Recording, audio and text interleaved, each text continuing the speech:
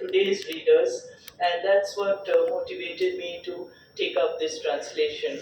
I actually, when I got to know about the existence of this memoir, I had great trouble even finding a copy of it. It's of course difficult. I live in Delhi, so in any case, it's always hard for me to find the sources I'm looking for in Bengali in Delhi. That's always a battle I have to fight. But this book I discovered had been out of print for a while, and I had to think about where I could. I couldn't find it in any library in Delhi. No one seemed to know about it until I found a scholar friend of mine located in Delhi, and from his personal collection, he agreed to lend it to me. And when I read it, I was doubly convinced that I ought to be working on this book. So I'm sharing with you this cover of the book, basically because after hearing about this book, I imagine that many of you may not want to read my translation. You may want to read the book itself, and you won't get it. The thing is, you won't easily get it. It's now anthologized, in that anthology, in this collection of Mahasweta Devi's autobiographical writings, you will find a version of it, but it's not so visible. So I just wanted you to see, the way language figures even on the cover, since you're working with language studies. And I found the cover, it's very small, but I think a very imaginatively conceptualized cover. The cover of my English translation, which I think is the next slide, is done by Seagull. It was published by Seagull in collaboration with Chicago, which is handling the international distribution of the book. The image is by K.G. Subramaniam. It's inspired by his work, and it gives you a kind of visual of how Mahasweta Devi thought about and related to Santiniketan when she was a little girl. So I'll talk to you about the book, and also in the process in between, I'll be reading little passages from it so that you get the flavor of the person who wrote the book, instead of simply having it filtered through my comments on it. So I called it Down Memory Lane, Mahasweta Devi's Our Santiniketan. And I'll begin with a small quotation from the earliest pages of the book.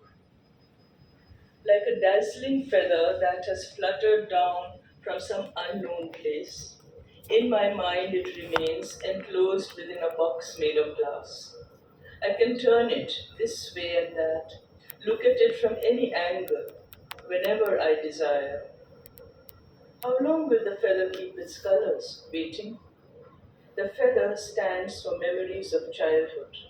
Memories don't wait. So this is a very different Mahasweta from the kind of hard-hitting language we're used to hearing from her. This is a lyrical Mahasweta. This is a very poignant passage, right? And a very intensely personal one. Mahasweta Devi's lyrical, poignant words capture the nostalgia and the sense of urgency with which she writes her brief memoir, Amade Santiniketan, which I have translated as Our Santiniketan. This slim but significant text was first published in Bangla by Srishti Prakashan in 2001 on the occasion of Boi Mela. Vividly narrated in the voice of the aging Mahasweta Devi as she struggles to recapture vignettes of her childhood days in Santiniketan as a schoolgirl in the 1930s, these reminiscences bring to the written page her individual sensibility and the ethos of a remembered place in a remembered time. Seen through the innocent eyes of a young girl, a forgotten Santiniketan comes to life. The place, its people, flora and fauna, educational environment, culture of free creative expression, vision of harmonious coexistence between natural and human worlds, and above all, the towering presence of Tagore himself. Alongside, we get a glimpse of the private Mahasweta, her inner life, family and associates, and the early experiences that shaped her personality. Despite pressure from readers, scholars, and publishers, Mahasweta never wrote a full-fledged autobiography, although she expressed her own desire to do so.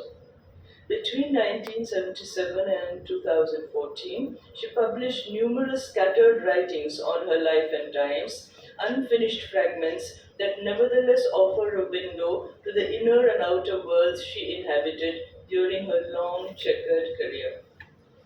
Perhaps the most sustained attempt at autobiographical writing can be found in the short pieces serialized in the journal Proma between 1996 and 2002 with the title Ak Jibone.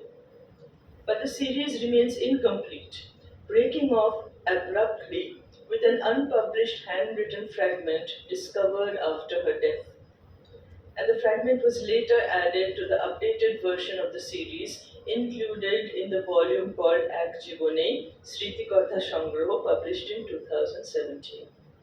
And this is a compendium of Mahasweta's life writings. While writing these pieces for Proma, Mahasweta wrestled with her failing health and failing memory. I think it is well known that she suffered from severe dementia in her last years. As Ajoy Gupta, editor of Activone, points out in his brief preface to the volume, she left it too late and her long awaited memoirs remained incomplete in more senses than one. Meanwhile, Amade Santiniketan appeared in 2001. At several points, the narrative mentions yet refuses to name the person who persuaded Mahasweta to take up this project. She keeps referring to the person who asked me to write this.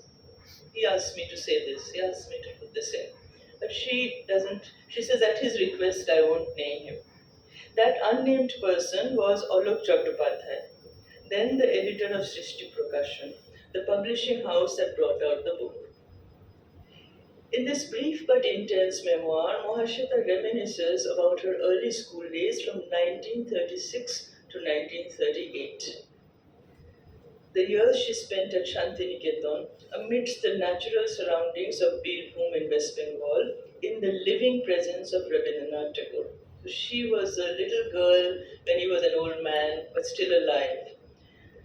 The title of her book echoes the opening words of the Santiniketan anthem, which I'm sure we all know, a Tagore lyric asserting a passionate sense of belonging to the place. Amade Santiniketan, Amade Shobhate Apon. Mahasweta's reminiscences capture the spirit of the song, conjuring up a glowing image of Santiniketan as an idyllic haven in a bygone era, a place that left a permanent imprint on the hearts of those who came to know it closely. The book has a moving dedication to her son, Nabarun Bhattacharya, estranged from her since she left his father, her first husband, Bijan Bhattacharya. And again, it's well known that she walked out on her marriage when her son was only 13, and that she was full of anguish and never quite got over the guilt and pain of the rupture of her relationship with her son. So, in her old age, when she writes a memoir, she writes this dedication: Papa, both of us lost our childhood at the age of 13. Now, turning my back on the West, I am walking backwards towards your childhood. On the way, I gift you the most carefree days of my own childhood. Let my childhood remain in your keeping. So this is the Mahasweta we don't see in her fiction. This is the side she hides, the the more tender side that is vulnerable. The text enacts Mahasweta's attempts to traverse the difficult terrain of memory as she encounters her own bouts of amnesia, as well as the temporal and geographical distance that separates the Shantiniketan of the 1930s from Kolkata at the end of the millennium, when she's writing the book. The narrative recaptures retrospectively the young Mahasweta's preschool days, her rage, shock, and bitterness against her family for sending her away to boarding school because no one told her. And she's, suddenly sent off, and she's very tiny, and she describes her anger, and she describes how she went off and cried, and she, just didn't want to leave home, and she felt betrayed by everyone for not preparing her for this, departure.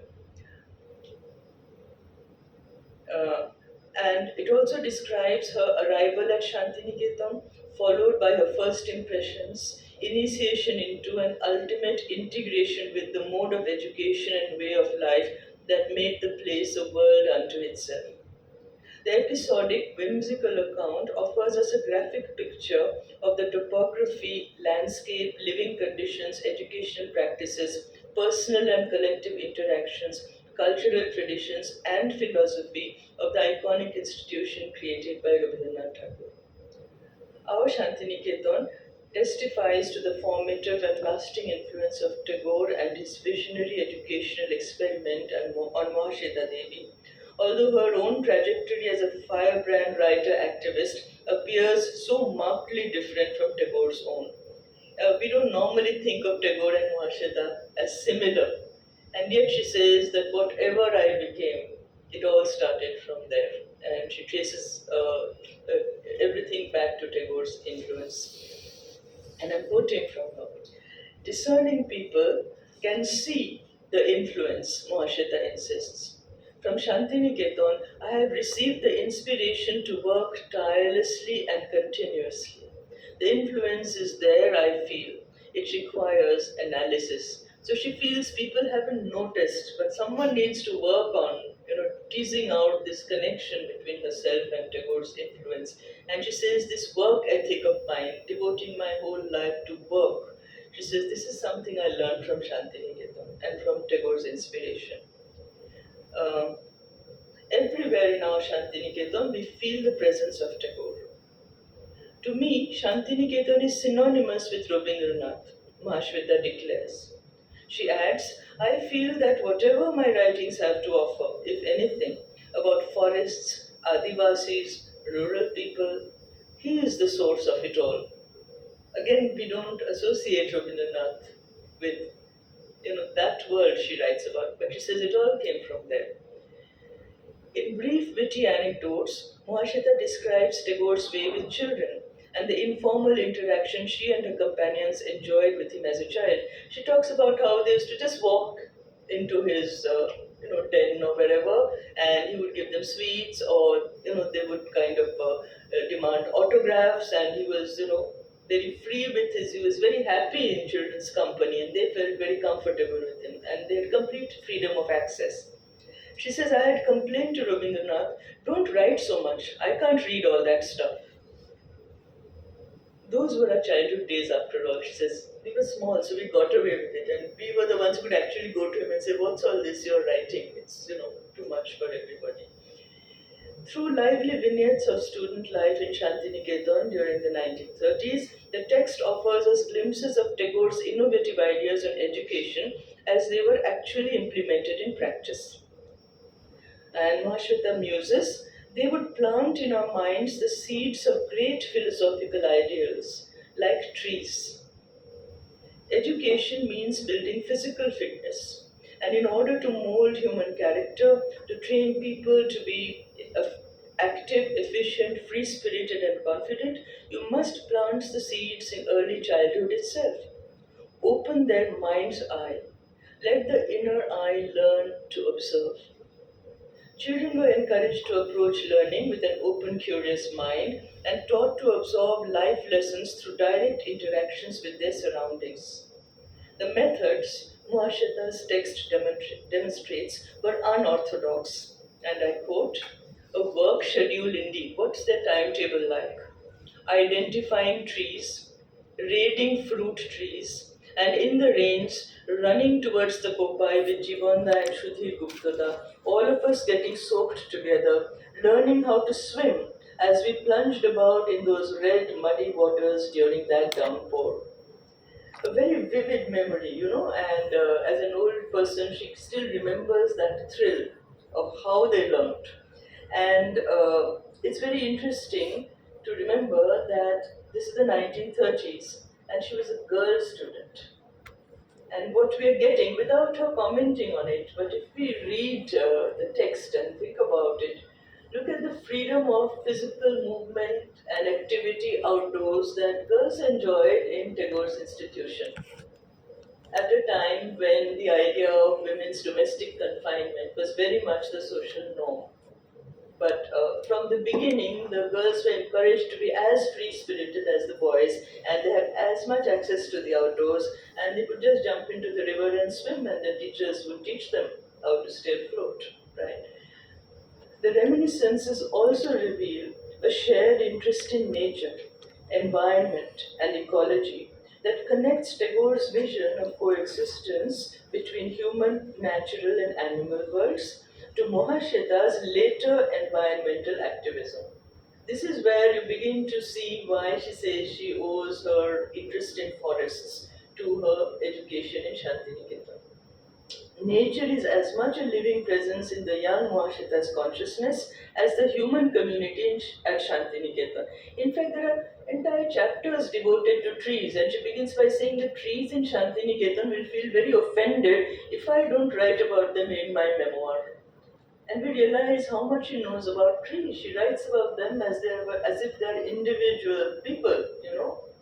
She just, because she absorbed that knowledge from the experience there. There are entire chapters devoted to flora and fauna and the birds and animals, and even the insects of Shantiniketan have space in this little book, as much space as the human beings. She says, we were taught in our school at Santiniketan that every animal, every cat, every bird has a right to live. From childhood, we were taught to care about nature, not to break a single leaf or flower from a tree. Today, when the planet Earth is endangered, Tagore's teachings are doubly relevant. So today we are talking about saving our planet. And she says, way back then, we just, without being, the lessons were not hammered into their heads. They just played free in the open and they learned to respect all forms of life. And here I'll read a short bit from the book. Sometime between 36 and 38, China Bhavan was built. Those were the times when the construction was underway. They stored water in a tank to be used for the building work.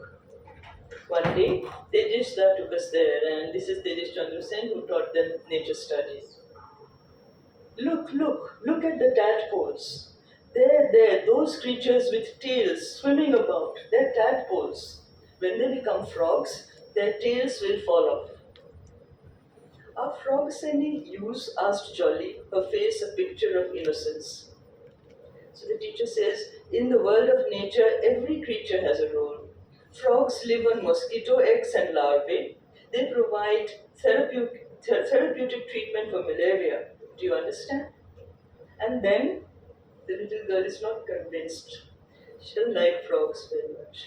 And then snakes will swallow the frogs, and the frogs will try to escape. Snakes are so scary.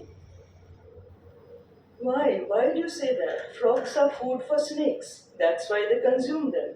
In the world of animals, no creature kills another without reason. But humans will kill anybody. Now, with every passing day, I see how humans destroy everything. Here you hear the older Mahasweta musing, looking back and seeing what she had learned. Now, with every passing day, I see how humans destroy everything. Through the agency of humans, so many species of trees, vines, shrubs, and grasses have vanished from the face of the earth.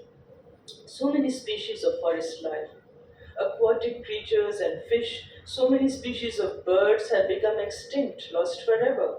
Their numbers are countless and they will never be seen again. Rabindranath was born in 1861. In his 39th year, we entered the 20th century. At the end of the same century, I write this book. In these 139 years, a great calamity has befallen the natural world at every level. In the world, in India, in every region of India.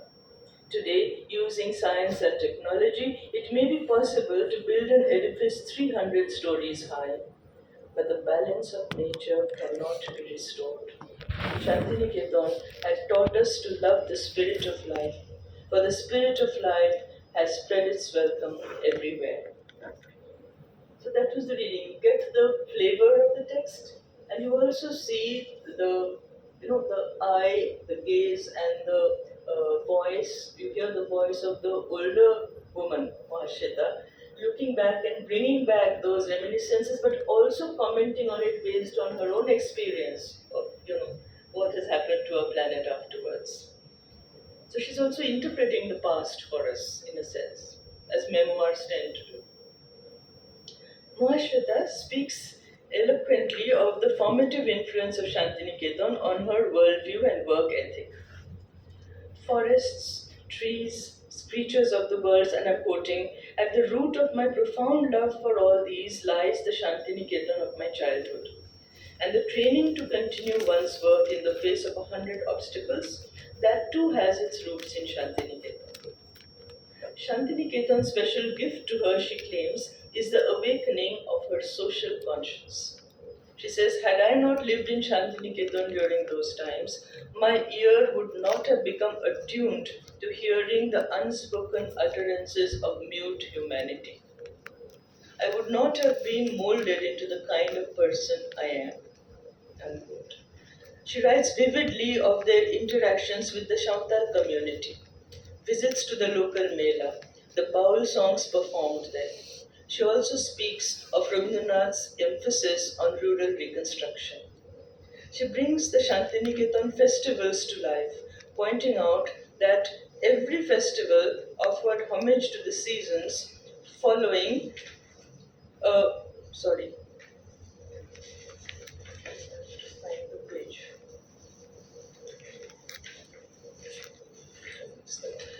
Following the continuous tradition in the agricultural life of the Adivasis. So she felt that even the festivals in Santiniketan were in tune with the worldview and outlook of the Adivasis. The value of labor is affirmed throughout the memoir. Students at Santiniketan were expected to perform menial tasks on days such as Gandhi Divas on 10th March. Mahasweta expresses a special fondness for the donkey. I told you there are entire passages on animals, entire chapters on them. She says, not for swans or peacocks, but for donkeys I have long harbored a profound tenderness. Have you ever seen baby donkeys? Covered in long fur, how innocent and beautiful they look. Looking at them, you can't tell that they will grow up to be beasts of burden, symbols of mute labor. In the pages of our Santiniketan, we encounter a host of personages. Rabindranath's children, Prothindranath and Meera, his daughter-in-law Pratima Devi, and many others in the Tagore circle, including Nandalal Bose, Ram Kinkar Baij, Rani Chando, Amir Chakravarty, and Titish Chandra Sen. Alongside these luminaries, the workers of Santiniketan also come vividly to life. Carlo and his shop, Bhola, Hori and Prabhakar, the kitchen army, Shudhadi, Nolinidhi and Haranidhi, the women caregivers at the girls' hostel, and Jaydev, the man with the burned scar on his face.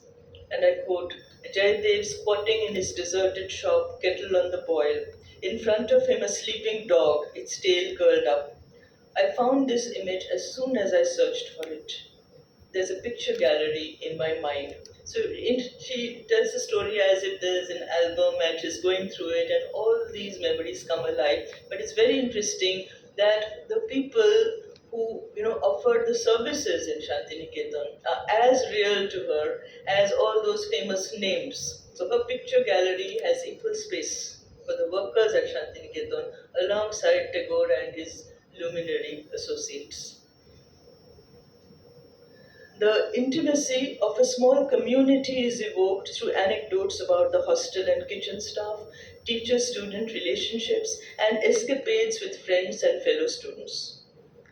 In the 2003 interview with Ananda Shora, Mahasweta insists that those days of a close-knit community and the sense of belonging that Santiniketan inspired are gone. She says the Santiniketan that you all know is not the place it used to be. Our Santiniketan was a small place. Our Santiniketan also bears witness to cultural history in the making. In one memorable episode, the entire Santiniketan community gathers to listen to the first gramophone recording of a song performed by Mohor, the young singing prodigy who would later become renowned as the Rabindra Sangit exponent Konika Bandyopadhyay. And she describes how everyone left everything and, filled Mohar's room, peered in through the windows, everybody was there because the gramophone record was such a wonder, and Mohar then was a little girl. The text captures the magic of that remembered moment through the child Mahasweta's wide-eyed wonder at this new marvel. But in narrating a collective experience, it also reflects the innocence and simplicity of an entire society at the threshold of a technological revolution.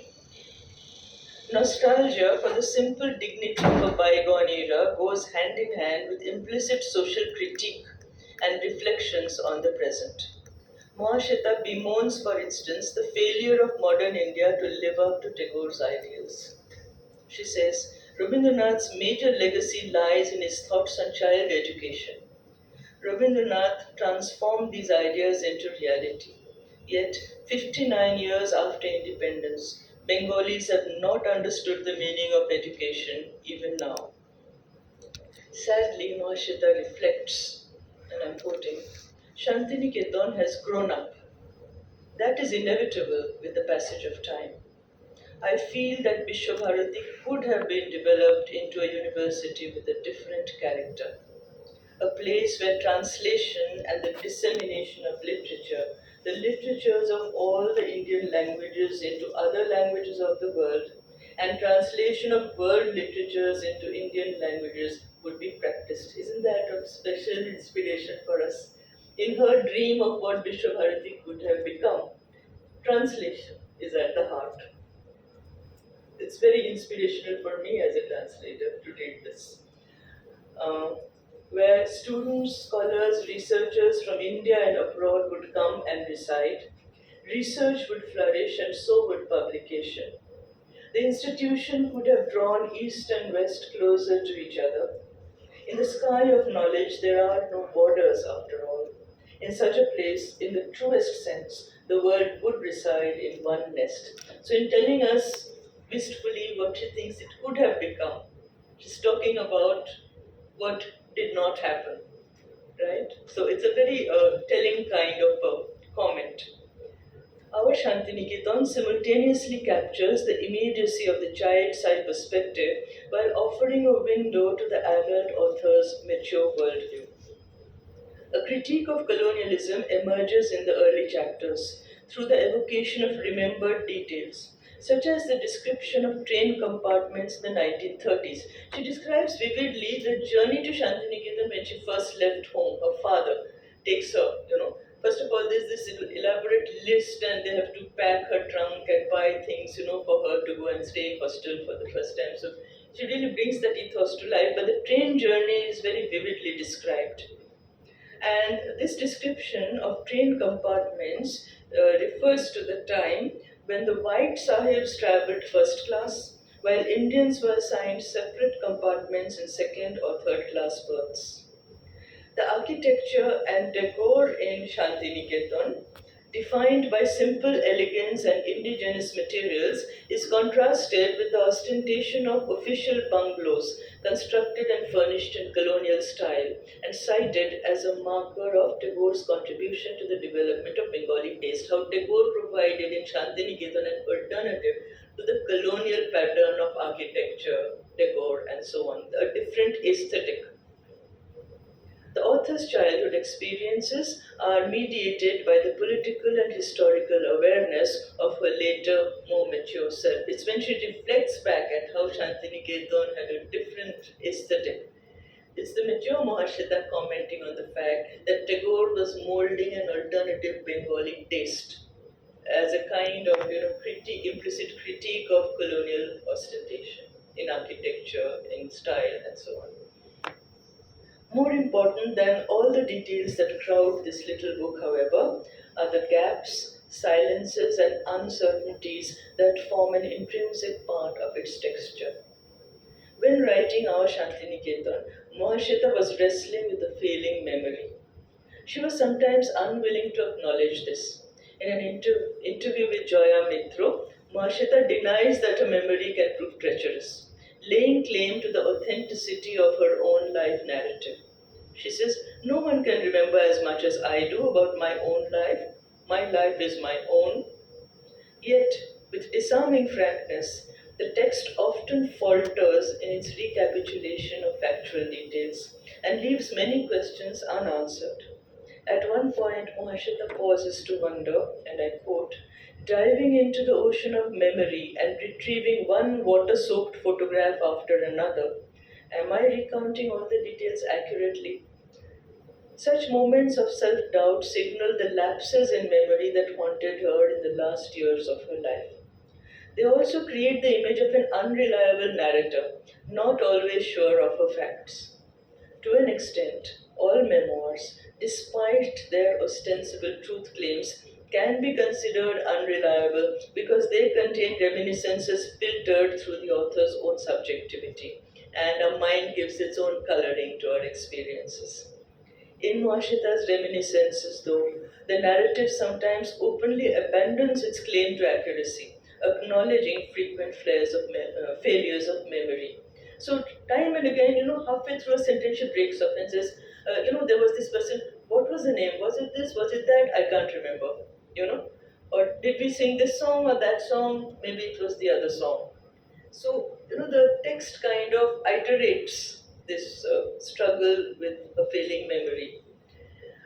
With its patchwork effect, selective use of facts, and its fragmentary, whimsical mode of narration punctuated with digressions and asides, a text cannot be labeled an autobiography in the traditional sense. As Shruti Chakravarty says, Mahasweta is aware that she is not the kind of person to accept the prevalent colonial definition of autobiography.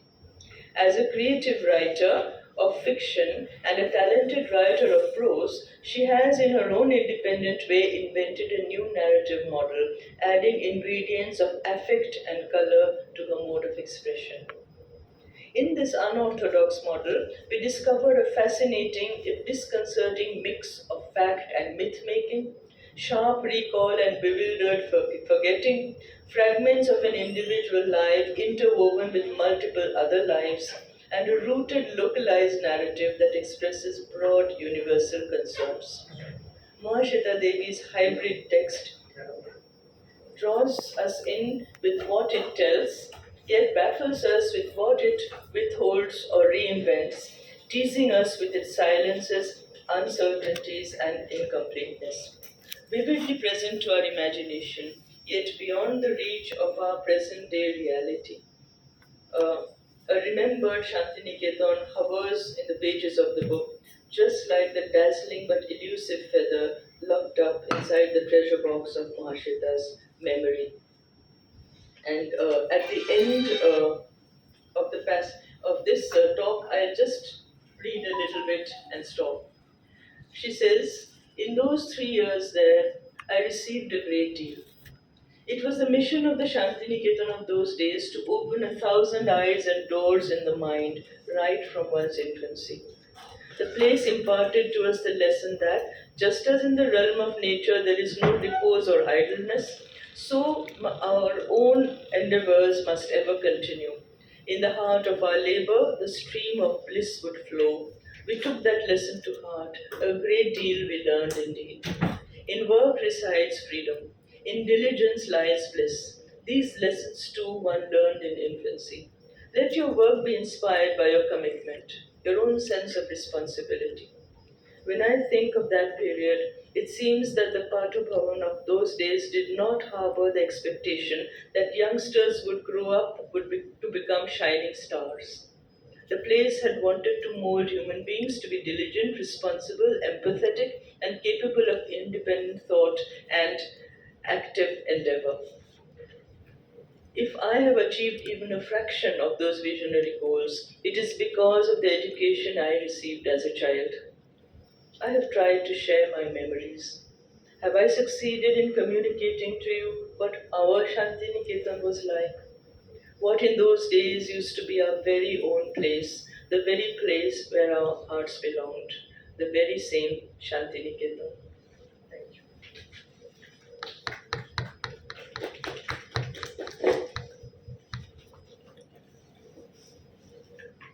Thank you so much for the presentation, Professor Chakravarty. We can open it up for some questions. I was just listening to you very attentively, and as you said right at the beginning, that it is very difficult to relate and connect the fire and Mahasweta with Absolutely. the Santiniketan or the Tagorean moorings of Mahasweta. This is really an eye opener in that sense. I was thinking about it that you mentioned about the details of the rain, the frogs, the tadpoles, the donkey.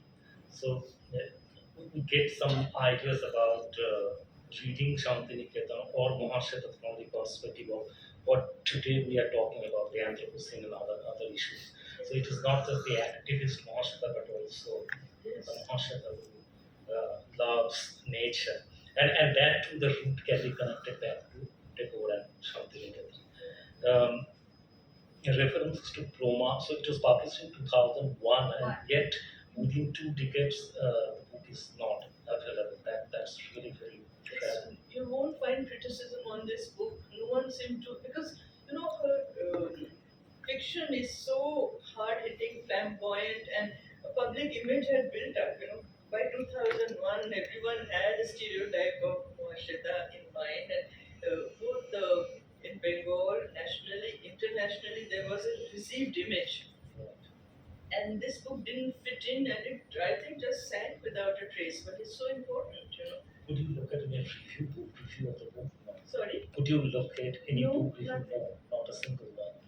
Okay, and in that case, since we are doing archives, you can think about digitize the Bengali book as well, because it is not. Yes, if you can obtain the permissions, I think that would be a wonderful idea. The book is now anthologized, but when I was doing the translation and looking for the Bangla book, it was not available. And subsequently, Deis has brought out this volume called Activoni, which is a compilation of her autobiographical writings, and the text is available there. But it's tucked away in that, and again, no one has noticed it ever since it has been published and made available. So it deserves attention, according to me, because it resituates her in literary history also. Absolutely. Apart from regarding her as an individual And it writer. provides a different perspective on Mahasweta herself. It does indeed. I also feel, I didn't say this in my lecture, that this book can be seen as part of a whole evolving archive of recent writings on Shantiniketan, because last year, 22, when I translated this work, simultaneously another memoir was translated. This was a memoir written in Hindi by the famous Hindi writer Shivani, and she too was in Shantiniketan, and she named her memoir Amade Shantiniketan after the anthem, although it's written in Hindi. She didn't translate the title. So two memoirs in Bangla and in Hindi, both called Amade Shantiniketan, both got translated in 2022. And Shivani's daughter, Ida Pandey, translated hers. So this book can be read in relation to that, which I have done for a recent article, which has just been published in a volume jointly brought out by the Tagore Center in London and Vishwabharati. Even I haven't got my own copy of it yet because it's come out abroad. But there I put these two translations side by side, talked about both of them to discuss the legacy of Rabindranath Tagore and how it lived on not only through these two memoirs by two eminent women writers, and I was just commenting on how women had so much intellectual and physical freedom in Shantiniketan, but also that both continue to live on through translation. So the role of translation in giving an afterlife to these forgotten texts and thereby shedding again new light on Tagore's continued legacy. I think, I've talked about these things there. Absolutely.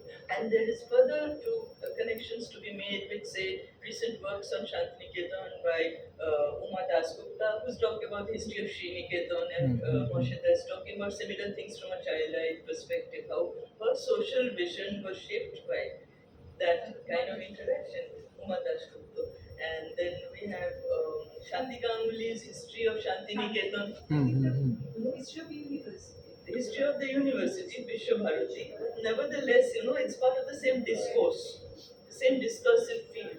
So it's possible possible to study this text in relation to those things. So Mahasweta studies, Tego studies, environmental studies, or this kind of evolving histories of Shantiniketan.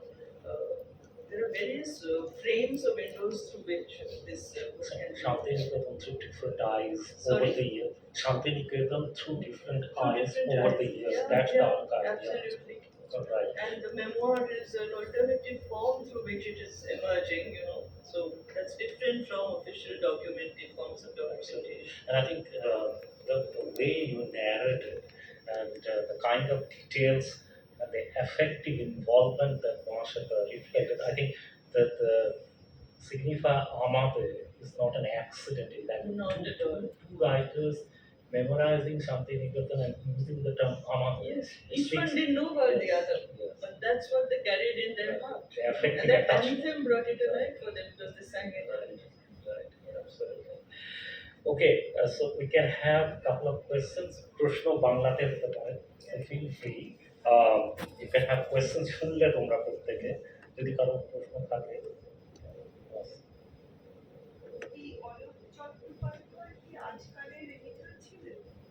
Uh, he was the editor of Srishti Prakashana. This I know of. I spoke to him also. because after shooting Chakraborty so I have to interview কথা বলতে মেমোয়ারের মধ্যে আছে এটা আপনি নিজে আমার নিজের research এগুলো I put in various things which কারণ মহেশতার উপর I have also been researching. My latest book which came out I think 3 weeks ago is an academic edited volume called Mahasweta Devi, writer, activist, visionary. Routledge UK has brought it out. So even I haven't got my copy yet, but the South Asia edition will come up. Edited volume আছে তো সেটার জন্য I did a lot of research and a lot of people have written and তাতে memoirs of Mahasweta আছে মানে not only something from here but other people remembering Mahasweta who were closely associated with her from different মানে ওর মধ্যে for this book I read a lot of criticism, interviews, went through a lot of biographical material to work. So that work went parallel with this actually. That's where it's coming from. প্রশ্ন না মানে আমি এই আলোচনার সাথে কি বলছি 150তম রবীন্দ্র জন্মজয়ন্তীতে ঘোষণা দেবী লিখেছিলেন আমার রবীন্দ্রনাথ একটা ব্যাপারে লিখেছিলেন তো ওই আমার রবীন্দ্রনাথ আর আমাদের সাথে মানে আমাদের থেকে আমার এই জার্নিটা যদি কিছুটা আপনি বলেন মানে আপনি যদি বলেন তো আমার রবীন্দ্রনাথ উনি বেসিক্যালি ওই কথাগুলোই বলছেন যেখানে 25শে বৈশাখের বদলে ওই পয়লা বৈশাখ নববর্ষ এবং রবীন্দ্র জয়ন্তী একসঙ্গে পালন করার জন্য বারবারই লিভিং রবীন্দ্রনাথকে দেখছেন এবং সেখানে ওই মোহনপুরের ব্যাপারটা যেটা বলছেন সেখানে রবীন্দ্র জয়ন্তী উপলক্ষে গান গাওয়া হচ্ছে এবং সেটা তিনি বলছে যে এটা রবীন্দ্রনাথের লেখা নয় এই যে একটা রবীন্দ্র জয়ন্তী পালন মানে রবীন্দ্রনাথের গান ছাড়া রবীন্দ্র জয়ন্তী হয় না তিনি সেখানে বলছেন মানে রবীন্দ্রনাথের গান ছাড়াও তার প্রেজেন্সে তার জন্মজয়ন্তী পালন করা হচ্ছে বা সেখানে কালক সাহেব ওখানে কথাও আছে যেগুলো আপনি এখানে এনেছেন মানে ওই যে আমাদের থেকে আমার এই জার্নির মধ্যে কোনো সিমিলারিটি কি পাওয়া গেছে মানে আপনি রিসার্চ করতে যে পেয়েছেন আমার তো মনে হয় যে এখানে পার্সোনালের সাথে কালেকটিভের যে ইন্টারফেসটা সেটা এখানেও পাওয়া যাচ্ছে কারণ কিছুটা some of it is collective experience collective legacy তো তার মধ্যে থেকে উনি পার্সোনালি কি শিখেছেন বা কি পেয়েছেন ওনার কি প্রাপ্তি সেটা কিন্তু is intensely personal because individual trajectory as writer activist and social sensibility যেটা বলছেন বা awareness of nature. Not everyone after all became a Mahasweta Devi after studying in Santiniketan. তো উনি নিজের পার্সোনাল লাইফের সাথেও এটাকে কানেক্ট করছেন অবশ্যই কিন্তু সাথে সাথে বলছেন যে সকলেরই কিছু কিছু প্রাপ্তি আছে everybody gained something some of which was common and that common experience comes through in passages on how they all loved the rain নিয়ে এত সুন্দর passages আছে for lack of time I didn't read up গান নিয়ে that always they were singing in Santiniketan. If they were happy, they sang. If they were grieving, they sang. If it rained, they sang. If it was sunny, they sang. সারা সকাল ভোরবেলা উঠে গান হচ্ছে, first thing they go out and they sing, and she said that when we left Santiniketan we carried the song in our hearts, you know, and these are collective experiences. এই কথাটা আপনিও বললেন রাধা হ্যাঁ। চাকরবর্তী, তিনি বলছেন যে আমরা রবীন্দ্রনাথকে যেভাবে পাওয়ার কথা পাচ্ছি, হ্যাঁ। এবং আমার রবীন্দ্রনাথে উনি মানে বর্তমান সেই সময়, কারণ এটা সম্ভবত 2010-এ উনি হ্যাঁ। তখন যে আমাদের রাজ্যের যে হ্যাঁ। একটা হ্যাঁ। অস্থিরতা, তাকে মানে হ্যাঁ। তার দৃষ্টিকোণ থেকে, কিন্তু তার সঙ্গে রবীন্দ্রনাথের ওই সময়টাকে তুলনা, হ্যাঁ। এবং যেটা সবথেকে মেটাফরিক্যাল আমার লাগে, আপনার এই ট্রান্সলেশনের কিছু অংশ আমি দেখছিলাম, ওই ট্রেন জার্নিতে তারা বেদিয়াতে নেমে যাচ্ছে, হয় বাবা বা একজন ভুল করছে, তো তারা বেদিয়াতে নেমে যাচ্ছেন, ওটা গোলাপ গাছ করে তিনি যাচ্ছেন। আমার মনে হচ্ছে ওই যে মানে প্রাকৃতিক মধ্যে যে চারিদিকে গাছ এবং একদম পুরো ধুলোর রাস্তার মধ্যে দিয়ে যাচ্ছে, ওই যে তিনি নেচারের মধ্যে দিয়ে যাচ্ছেন, মানে সেটা বাই ট্রেনে শান্তিনিকেতন ফার্স্ট টাইম পৌঁছচ্ছে। আমার মনে হচ্ছে যে ওই জায়গাটা যেন বেশ পরবর্তীকালে নেচারটাকে তিনি মানে অ্যাজিউম করবেন, সেটা যেন কোথাও একটা তার জীবনের সঙ্গে মিলে যাচ্ছে। আমার আপনার এই ট্রান্সলেশনের অংশটা পড়তে গিয়ে আমার যেটা মনে হয়, it's like a quest, no? Like a journey. আমার যেটা একদম ঠিক, একদম ঠিক, and that's why she keeps going back to that memory, because I think it's a continuing quest. কথা সম্বন্ধে বলছেন যে আমার এত বছর বয়সে এসে আর এগুলো ভর্তি মনে রাখার কথা নয়, যে এটা বাবার ভুল ছিল, কোনো লেটার ভুল ছিল, বাট থিংস যে তার এই কথাগুলো মনে আছে, যে খুব একটা হয়তো সেরকম মেমোরেবল না, কিন্তু তার কাছে মনে হচ্ছে যে না, এই যেটা সিগল ফিলিং আমি শান্তিনিকেতনে মানে গ্রোন আপটা ওই it's not a simple text. It's written in a very artless, simple style. Very nice to know. Very wonderful book. Thank you.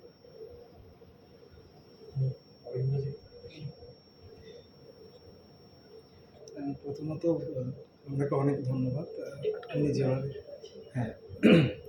আপনাকে অনেক ধন্যবাদ, আপনি যেভাবে আজকে এই আলোচনাটা উপস্থাপন করেছেন। আমার যেটা বেসিক প্রশ্ন ছিল সেটা হচ্ছে যে আমরা যদি শান্তিনিকেতনের স্মৃতিকথাধর্মী লেখাপত্রের দিকে তাকাই, স্মৃতিকথামূলক লেখাপত্রের দিকে তাকাই, তাহলে আমরা 3 ধরনের স্মৃতিকথামূলক লেখা পাচ্ছি।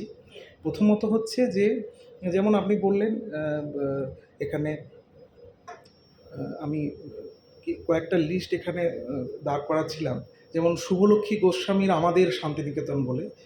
আমরা যদি মানে নারীর লেখা স্মৃতিকথার দিকে যদি তাকাই, তাহলে দেখব যে শুভলক্ষ্মী গোস্বামী আমাদের শান্তিনিকেতন লিখেছেন। মহাশ্বেতা দেবী এক জীবনী স্মৃতিকথার সংগ্রহের মধ্যে এই অংশটি রয়েছে। সেখানে সঞ্জিতা খাতুন, যিনি রেনাউন্ড রবীন্দ্রসঙ্গীত শিল্পী এবং উনি পদ্মশ্রী সম্মানীয় হয়েছে, শান্তিনিকেতনের দিনগুলি। এছাড়াও আমি লক্ষ্য করছি যে প্রণতি মুখোপাধ্যায়ের ক্ষিতিমোহন সেন এবং ও অর্ধ শতাব্দীর শান্তিনিকেতন বলে একটি সংগ্রহ রয়েছে। সেইটিও রয়েছে। এর পাশাপাশি আমরা পাচ্ছি মানে পুরুষের লেখা, পুরুষের বয়ানে যখন দেখতে পাচ্ছি যে একাধিক, যে সেখানে সৈয়দ মুজতবা আলী থেকে শুরু করে প্রথম যে স্মৃতিকথা সুধীরঞ্জন দাসের আমাদের শান্তিনিকেতন, প্রমথনাথ বিশি, উইলিয়াম পিয়ারসনের রয়েছে। তো এবং এর পাশাপাশি আরেকটা স্মৃতিকথা পাচ্ছি যেটা সরাসরি রবীন্দ্রনাথের সঙ্গে কাটানো, যেমন আমরা সেটা স্মৃতিকথা হিসেবে না পেলেও বুদ্ধদেব, যেমন বুদ্ধদেব দাস যখন রবীন্দ্রনাথের কাছে গেছিলেন শান্তিনিকেতনে, তার একটা বয়ান উনি দিচ্ছেন।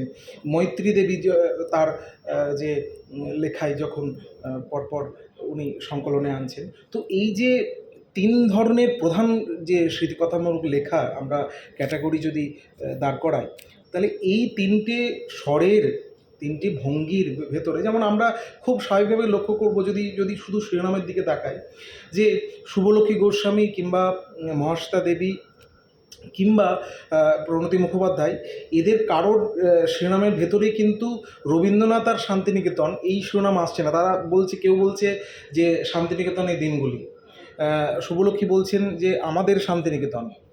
হ্যাঁ, কিন্তু সৈয়দ মুস্তাফা আলী গুরুদেব শান্তিনিকেতন বলছেন, সুধীরঞ্জন আমাদের শান্তিনিকেতন বলছে, ক্ষিতিমোহন সেন রবীন্দ্রনাথ শান্তিনিকেতন বলছেন।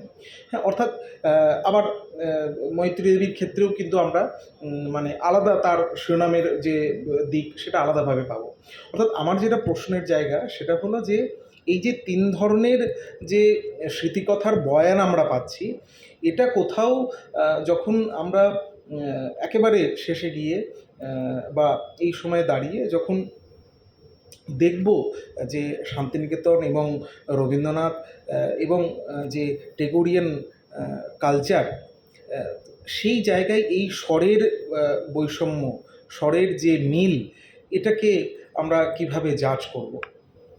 হ্যাঁ, এবং আপনার যখন আপনি এই কাজে হাত দিলেন, এই অনুবাদের কাজে, এবং এটা তো খুব সত্যি কথা যে আমরা বলি যে অনুবাদ নিছকই কোনো মানে কোনো একটি মানে কোনো একটি মূল টেক্সটের ভাষান্তর, হ্যাঁ, তার থেকে সেটা একটা নতুন সৃষ্টি। এটা রবীন্দ্রনাথও বলে গেছেন। রবীন্দ্রনাথ যখন করিকমলে লিখছেন তার ইয়েতে উনি বলছেন অনুবাদের কথা। এখন এই বিষয়টাকে আপনি কিভাবে দেখেন? I think there is wonderful space for research here.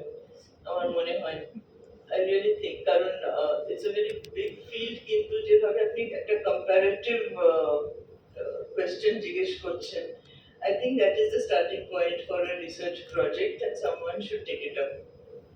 Honestly speaking, karon very neatly you have arranged the three kinds of memoirs, the three approaches, indicated even by their titles and the kind of voices.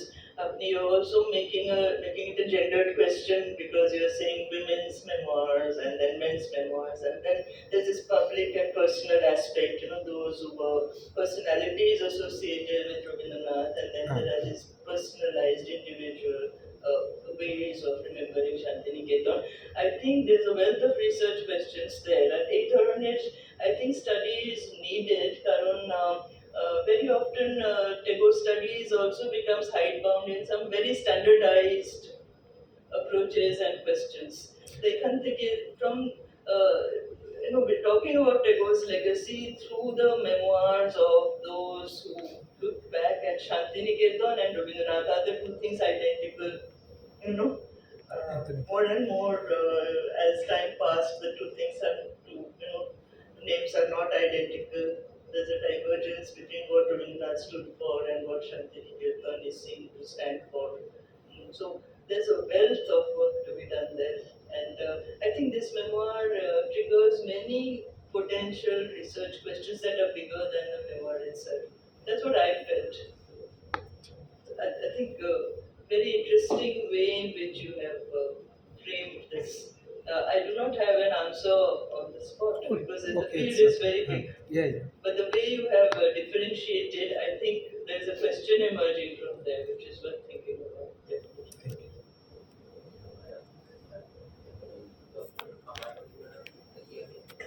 আমার রবীন্দ্রনাথ পড়তে গিয়ে আমি দেখলাম যে ওখানে মহাশ্বেতা দেবী বলছে যে morning অ্যাসেম্বলিতে, নববর্ষের মর্নিং অ্যাসেম্বলিতে এই গানটা মাস্ট ছিল, যেটা ওই আমাদের শান্তিনিকেতন সবার হতে আপন, যেটা রবীন্দ্রনাথ নিজেই লিখেছেন। তো উনি যখন মানে এই শান্তিনিকেতন নিয়ে বললেন, ওনার কাছে কি কখনোই ওই গানের লাইনটা একটা বড় মানে ভ্যালু হয়ে দাঁড়িয়েছিল বা একটা স্ট্যান্ডার্ড হয়ে দাঁড়িয়েছিল? যেই জন্য হ্যাঁ, মহাশ্বেতার কাছে বা পরবর্তী যেগুলো অর্থনীতিটা বললো যে সকলেই ওই যে আমাদের শান্তিনিকেতন, মানে এটা তো আমার যেটা মনে হচ্ছে যে ওনার নিজের দেওয়াই না, মানে রবীন্দ্রনাথ নিজেই ওই যে আমাদের শান্তিনিকেতন এখানে সবাই গানের মধ্যে, এবং এটা মর্নিং অ্যাসেম্বলি হিসাবে মহাশ্বেতা থাকাকালীন, মানে উনি যখন স্টুডেন্ট হিসাবে ছিলেন তখনই এটা মর্নিং অ্যাসেম্বলি হিসাবে নেওয়া হয়েছিল। তো সেটা কি মানে ওনার নাম দেওয়ার ক্ষেত্রে কোথাও একটা You're asking, was it imposed or was it something that came from within this phrase? I think the phrase was initially, it was given that you had to sing this song. And probably when you sing the song that is given to you, you don't understand its meaning. When you're a little girl, you just sing what you are taught. And probably after leaving the place, I think different people got filled with memories or evocative kinds of nostalgia, where when they tried to find a language for that nostalgia, probably the song proved very convenient way of saying, not Amar but Amader, but somehow it became a personal way, and so it probably meant different things to different people after they left the place.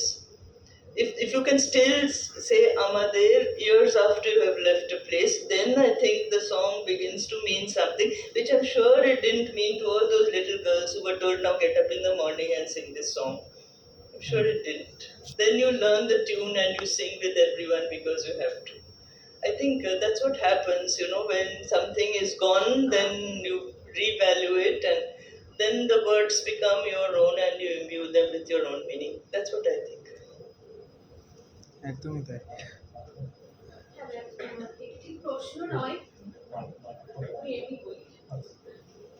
তো প্রথমত হচ্ছে আমরা সাধারণত মহেশ্বেতা দেবীকে যে ঔপন্যাসিক বা গল্পকার হিসেবেই পড়ে অভ্যস্ত বা জেনে অভ্যস্ত আর কি। আপনার সম্পূর্ণ আলোচনা থেকে তো খানিকটা হলেও আরেক মহেশ্বেতাকে আমরা খুঁজে পাচ্ছি।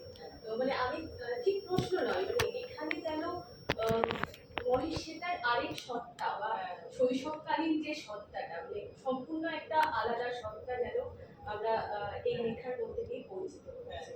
তো এটা কি একদম সম্পূর্ণ আমরা আলাদা করে পার্থক্য করে বলবো, না যেন সম্পূর্ণ ওভারঅল যদি আমরা মহেশ্বেতা দেবীকে দেখি, তো সেক্ষেত্রে তার এটা একটা অন্য ধরনের সত্তা, সেটাকে কিভাবে আমরা আরেকটু ডিফারেন্স পার্থক্যটা কি সেটা কি করবো না করবো না, সেটাই আর কি। I think these are things I've addressed in my new book, কারণ ওখানে অনেকটা ওনার biographical details plus অন্যদের memories নিয়ে interviews উনি কি বলেছেন, কোথায় কোথায় কি পাওয়া যাচ্ছে সেখানে I think she wore a mask. I feel she wore different masks and she passionately kind of tried to conceal the vulnerable side of herself, because she always showed herself as a very confident person, assertive to the point of being often aggressive and very sure of her values, very sure of what she believed in. In this book, she's very tentative and saying, and she's not afraid to say, I cried, I wept. And then the dedication to her son. We know that she attempted to take her own life and that she went into deep depression. That side of Mahasweta never comes out in her fiction. There she's dead sure of what she believes in. And she wants you to believe the same things. And her writing is a kind of rhetorical persuasion that others get fired up and charged with the burning questions she's asking. Now those are big public questions, so she has to take herself out of her personal narrow experience in order to experience the pain of others.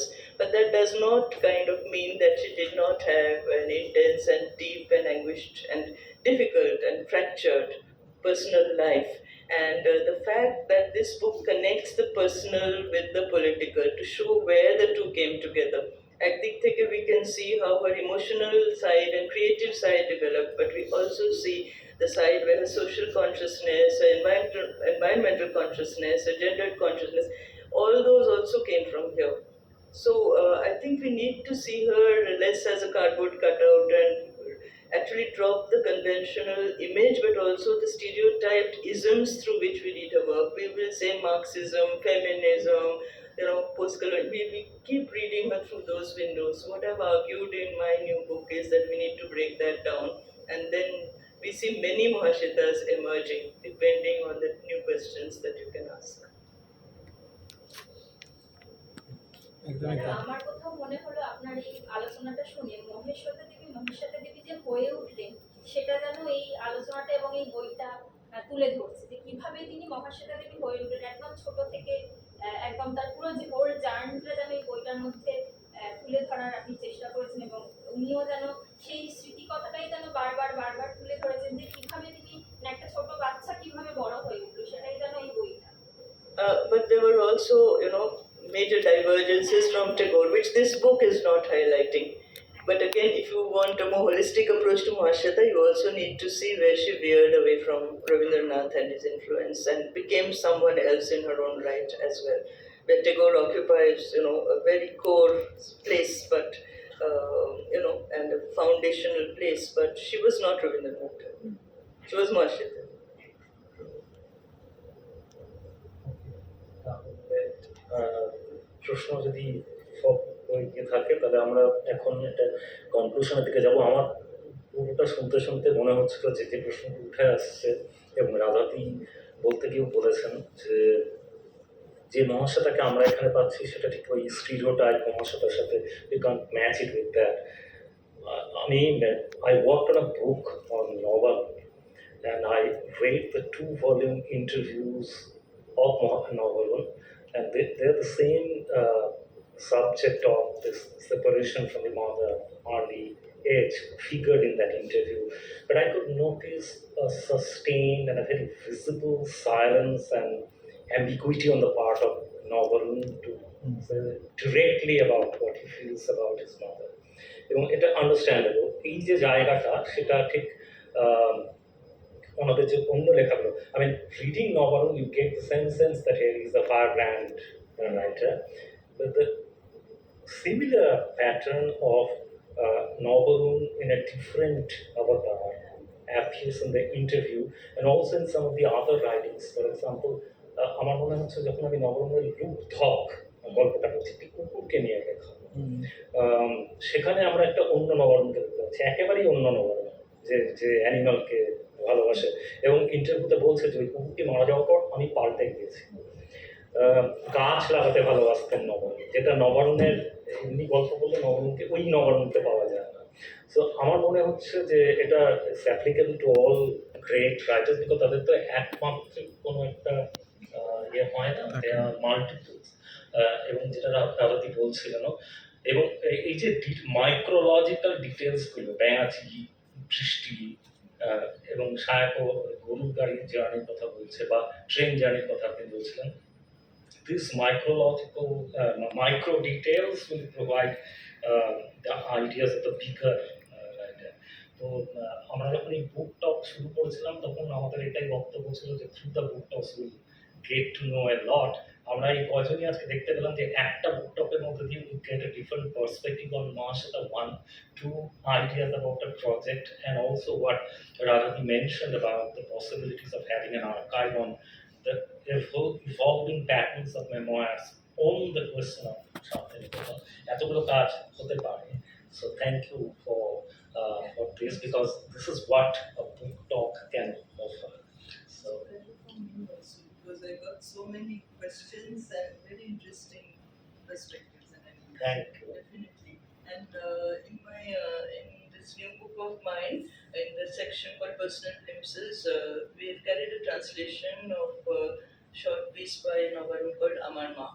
Yes, I saw that, and in the interviews also he has talked a lot about his father as well, compared, but then again I could see that when he's speaking so eulogistically about his father, when it comes to his mother, he speaks very well, but then there is a visible silence in that, which is expressing his respect for the mother, but at the same time not openly coming out with, like, feel the trauma, but then yes, it's a struggle with it. Okay, so thank you so much, and we hope that the conversation will continue, which begins today. We'll be in touch with you about the possibilities of these projects and other translations. Thank you. Thank you. And